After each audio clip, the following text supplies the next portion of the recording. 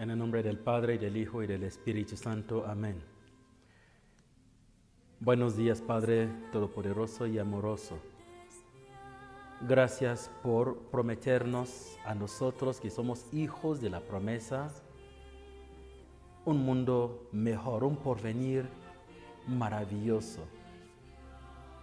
Pero gracias también por decirnos, por recordarnos de que no somos robots, que somos también colaboradores en hacer surgir ese nuevo mundo. Señor, hoy queremos aprender de ti la mejor manera de colaborar contigo, para que esto que has planeado por cada uno de nosotros pronto llegue a ser una realidad que podamos disfrutar, que podamos sentir, que podamos tocar, que sea palpable en nuestra vida y que el mundo crea que tú prometes y que tú cumples. En el nombre de Jesucristo, que vive y reina por los siglos de los siglos. Amén. Lectura del Santo Evangelio según San Mateo. En aquel tiempo, llamando Jesús a sus 12 discípulos, les dio poder para expulsar a los espíritus impuros y curar toda clase de enfermedades y dolencias. Esos son los nombres de los 12 apóstoles. El primero de todos, Simón, llamado Pedro, y su hermano Andrés, Santiago y su hermano Juan, hijos de Zebedeo, Felipe y Bartolomé, Tomás y Mateo, el publicano, Santiago, hijo de Alfeo y Tadeo, Simón el cananeo y Judas Iscariote, que fue el traidor.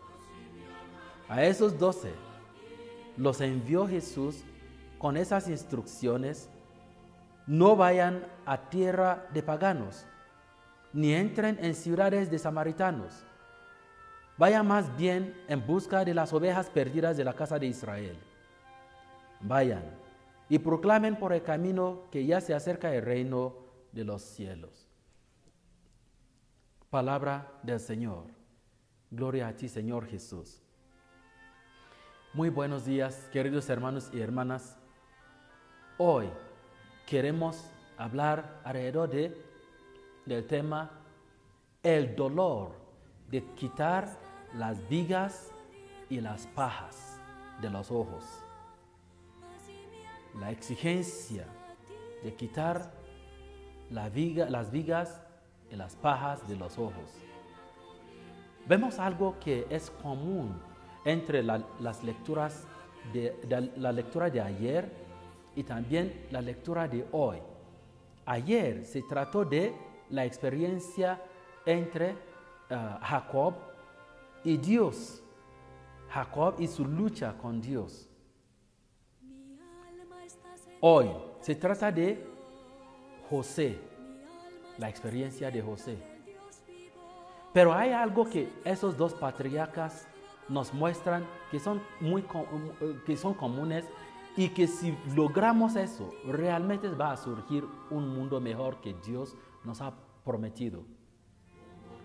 Ayer vimos que Jacob aparentemente, físicamente, lo tenía ya todo arreglado en el país donde se encontraba, a donde se había huido.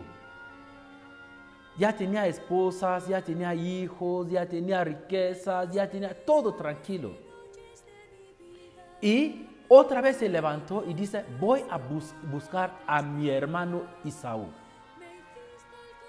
Humanamente diríamos que ese hombre realmente es sensato. Todo ya está arreglado para ti allá.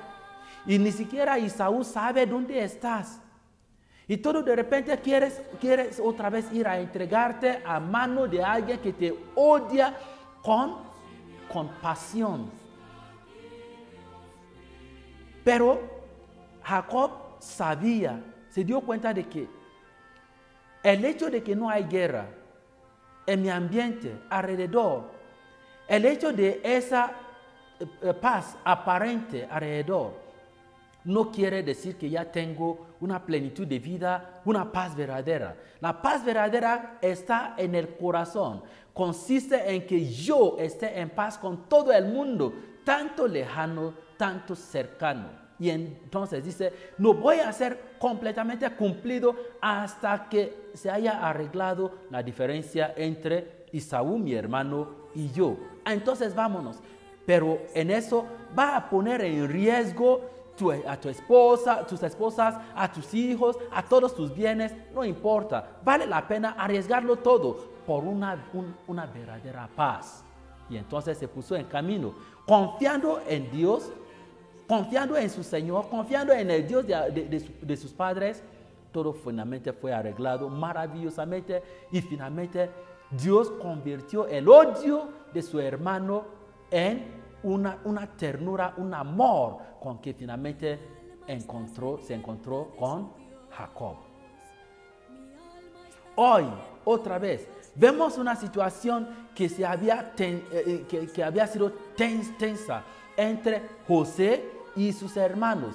Sabemos todos cómo los hermanos de José lo habían vendido, lo habían maltratado, lo habían dado por muertos y a pesar de sus súplicas en aquellos entonces no le hicieron caso, hasta lo vendieron en esclavitud y pasó innumerables inexplicables dolores y situaciones en Egipto, entre otros prisión y luego abuso de Potifar y todo tipo de situaciones, hasta que el Señor intervino en su situación y lo elevó desde su situación, desde su humillación, lo hizo sentar en trono con príncipes, hasta que la lectura de hoy dice que José gobernaba en todo Egipto y los víveres se distribuían a todo el mundo según sus indicaciones. Ya era segundo de Faraón. Ahora en eso sus hermanos que lo habían maltratado, que lo habían vendido a Egipto, aparecieron. Imagínense ese dilema. Ahora José tenía varias opciones. Una de las opciones es vengarse, porque aun si los mataba en ese momento, nadie le pediría cuenta, excepto Dios, el Altísimo. Él tenía esa opción de aprovechar de su posición o de esclavizarlos para siempre, para que sufrieran lo que él también sufrió en su tiempo. Y otra opción sería, ok, ya no tengo nada que ver con ustedes, simplemente ya cada quien, ya estoy bien aquí, ustedes bien allá, compren sus víveres, vayan. Es decir, ser indiferente a su caso y ya no se meta nunca más en su caso. O entonces, otra opción sería tomar el camino de verdadera reconciliación. Pero, ¿cómo va a doler? Porque a él lo habían ofendido. ¿Cómo va a olvidar de todas esas ofensas? Pero él sabía que si quiero un mundo nuevo, quiero una reconciliación, quiero una verdadera paz, quiero la plenitud en ese trono. Y eso va a tener que surgir desde la conversión. Conversión tanto de ellos, conversión tanto de mí. La caridad bien ordenada dice que empieza con uno mismo, quitando la viga que está en los ojos del uno. ¿Y qué hizo?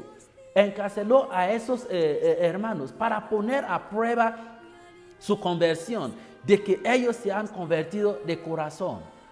Escuchó lo que estaban platicando, escuchó su discusión, aunque fingió de no entender nada de lo que estaban diciendo. Y vio su corazón, pero todavía no bastaba. Dice, ya tienen otro hijo allá con papá. A ver, si ellos tienen la misma oportunidad que tuvieron para venderme, para destruirme por su propio interés, ¿acaso harían otra vez lo mismo? Y entonces quiso otra vez utilizar a ese hijo, último hijo de papá, como una presa. A ver, si a ellos no les importaría maltratar otra vez a ese hijo, matarlo o hacer lo que quieran con él, con tal de que ellos se salvarán. Pero descubrió que realmente se habían convertido de corazón. Pero también no basta solamente la conversión del enemigo, no basta solamente la conversión de la persona que haya maltratado, que haya violado una vez, que haya hecho tu vida en pedazos, que haya destruido casi tu vida, que haya matado los tuyos. Ahora, a ver, si quieres una verdadera paz, si eres capaz también de convertirte. Cuando José apenas los vio en la cárcel 3 días, imagínense cuántos días pasó José en la prisión. Torturas, no simplemente en la prisión sin nada, es decir, descansando. Tortura, esclavitud, a la orden de Faraón, de Potifar. Pero apenas vio a sus hermanos en la cárcel 3 días, ya no aguantó. Lo que quiere decir que tiene un corazón que no permita, que no puede ver a nadie, ni siquiera a tu enemigo sufrir. Eso es quitar la viga que está en tus ojos primeramente. Quita ese odio, quita ese rencor, quita ese sentido de venganza. Entonces sí, empezará a surgir un nuevo mejor. Algo muy difícil.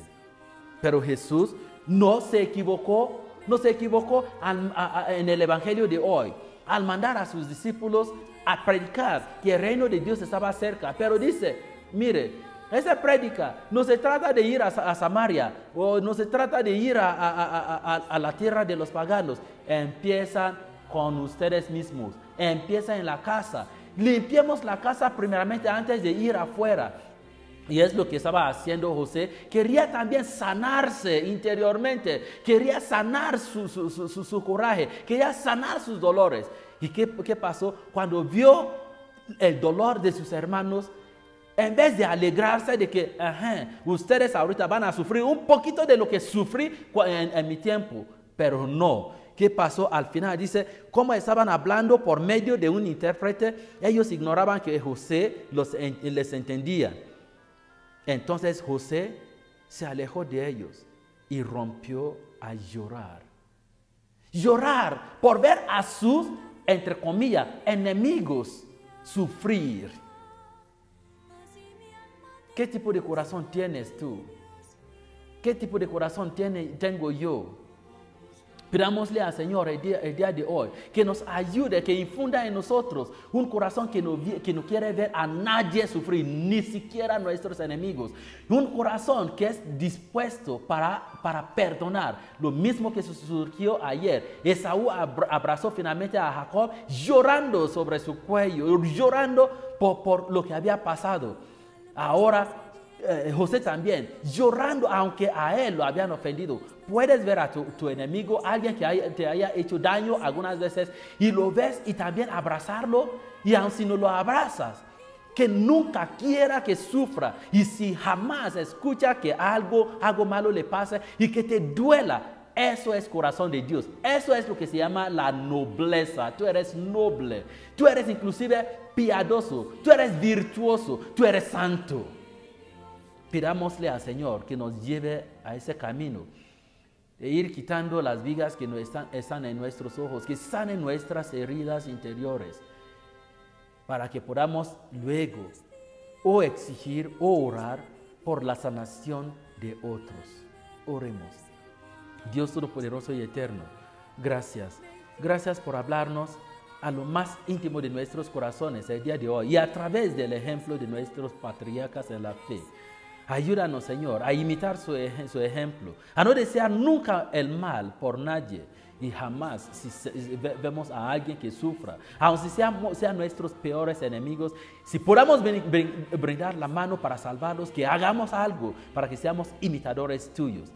Señor, te lo pedimos en el nombre de Jesucristo, Él también que perdonó a sus verdugos en la cruz, pero ahora vive y reina por los siglos de los siglos. Amén. paz y bien a cada uno de ustedes. Como busca la cierva corrientes de agua, así mi alma te busca a ti, Dios mío. Como busca la cierva corrientes de agua, así mi alma te busca a ti, Dios mío.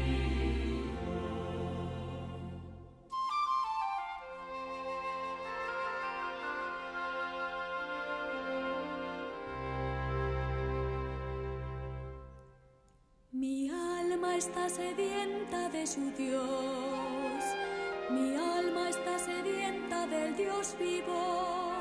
Señor, ¿cuándo tu rostro podrá ver?